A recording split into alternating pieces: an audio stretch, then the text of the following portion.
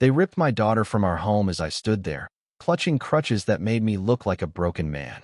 Dad, they're taking me. Lily screamed, her voice cracking with terror as three armed thugs dragged her from our secluded farmhouse in rural Oregon. It was July 15th, 2024, a day that still haunts me. I was helpless, sir, so they thought me legs supposedly shattered, watching as they shoved my 17-year-old into a sleek black SUV. All because I refused to pay their neighborhood dues. The so-called Pacific Crest Association had given me 48 hours to comply or face consequences. I thought they meant lawsuits, not kidnapping. My girl was gone, and I was alone against a ruthless criminal machine. Most would have called the cops, begged, or paid up. But I did something they never saw coming. Let me take you back to the start so you understand how these predators pick their prey. I'm Jack Turner, a retired military cyber ops guy turned freelance tech fixer, living on a modest farm outside Salem with Lily.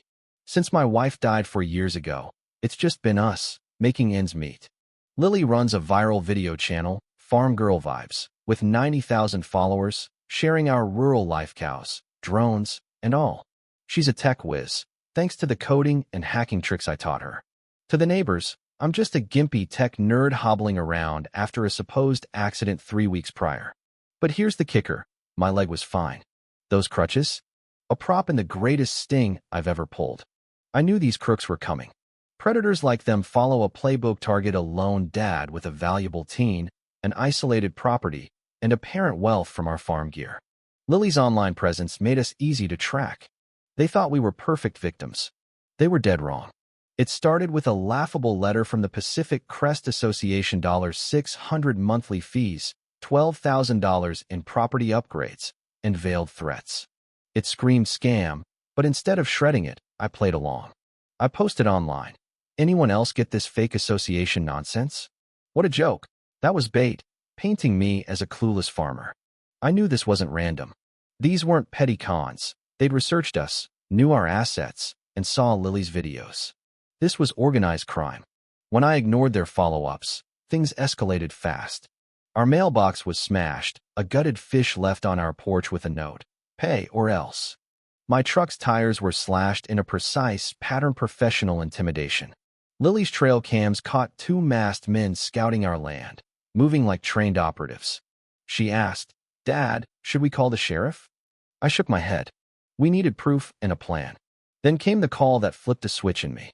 A calm voice said, "Mr. Turner, we know Lily checks the mailbox alone at 6:30 a.m. Be a shame if something happened to her."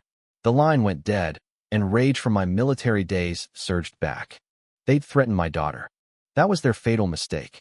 I turned to Lily, her eyes fierce like her mom's. "Sweetie, remember chess? We're playing 3 moves ahead now." I'd been tracking these scams for months, hearing whispers of fake associations targeting rural families. My injury was a ruse to make them underestimate me. Every limp, every weak plea was calculated to make them cocky. At 4 a.m. on July 15th, I was wired on coffee, watching our hidden cameras as 2 SUVs crept down our road. Victor Kane, a 6 feet 5 inches wall of muscle, led the pack with 3 goons. Their plan: snatch Lily while the crippled dad watched. I hobbled onto the porch, voice trembling. "Please, don't hurt us. I'll pet." But as Victor stormed toward our barn, he hit my Tropa-Goat pen gate I'd forgotten to lock. 30 enraged goats burst out, a chaos of hooves and horns. Victor screamed, flailing as our prize ram, Thunder, went for his knees. One thug ran into a clothesline I'd rigged at throat height, dropping like a stone. Another slipped in a misplaced pile of manure, landing in our pig pen, where our hogs greeted him with gleeful snouts. The third got trapped by Daisy, our territorial cow, climbing a fence post to escape her wrath. I called out, "Careful, Daisy's sweet once you know her," as Lily filmed from the barn loft. The goons fled, humiliated, dragging their unconscious pal. Victor shouted, "This ain't over, Turner." But Lily's drone followed their SUVs to a mansion a mile away owned by Cassandra Wells, the association president. That night, Lily's edited video, "City Thugs vs. Farm Life," went viral, racking up 3 million views. Comments poured in. "Those goats deserve a medal. But the drone footage confirmed my fears. This was bigger than a local scam. I called Sheriff Daniels, a buddy from my Army days. Playing the shaken dad, I reported the attack without revealing my full plan. He warned, "These crews hit harder the second time, Jack."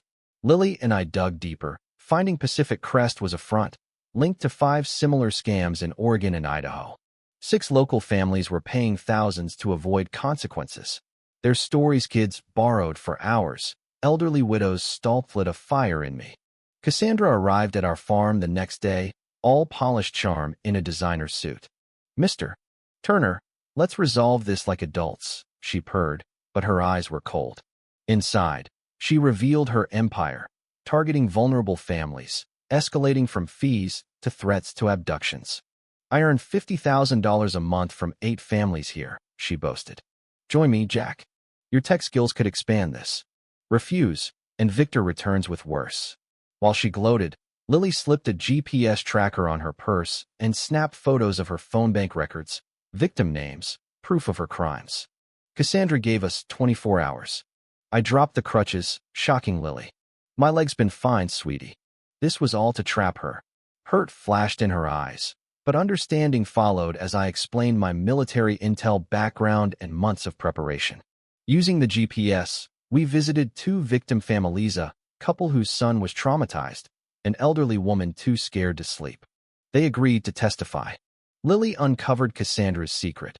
She was a former corporate lawyer with ties to a national crime syndicate, explaining her resources and confidence. Our final trap was set cameras, drones, forged documents to lure her back. At the meeting, Cassandra arrived with Victor, 2 goons, and fake, happy clients. As she outlined her empire, I slipped, pacing without crutches. Her eyes narrowed. "You've been playing me, Jack." Before Victor could act, Lily triggered our chaos plan. Sprinklers doused the room, air horns blared, and our animals stormed in. Goats, pigs, and Daisy turned the cabin into a slapstick nightmare. Victor tripped on a wire, crashing through a table. 1 goon hit an electric fence. Another fell through a rigged porch into a mud pit. Cassandra slipped in pig slop, her elegance ruined. Sheriff Daniels swooped in, arresting them all. Cassandra's recorded confession detailing her syndicate ties sealed her fate. She got 20 years, Victor, 15. The evidence videos, financials, victim testimonies dismantled her network. Over 300 families were freed, for $1 million recovered. Our story exploded online, with Lily's video hitting 30 million views. We became symbols of resistance, our farm a beacon of hope.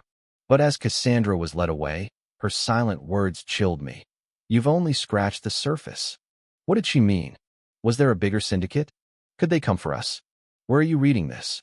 Comment below. Should we dig deeper, risking everything, or stay safe? Like and subscribe for more stories of ordinary people fighting back.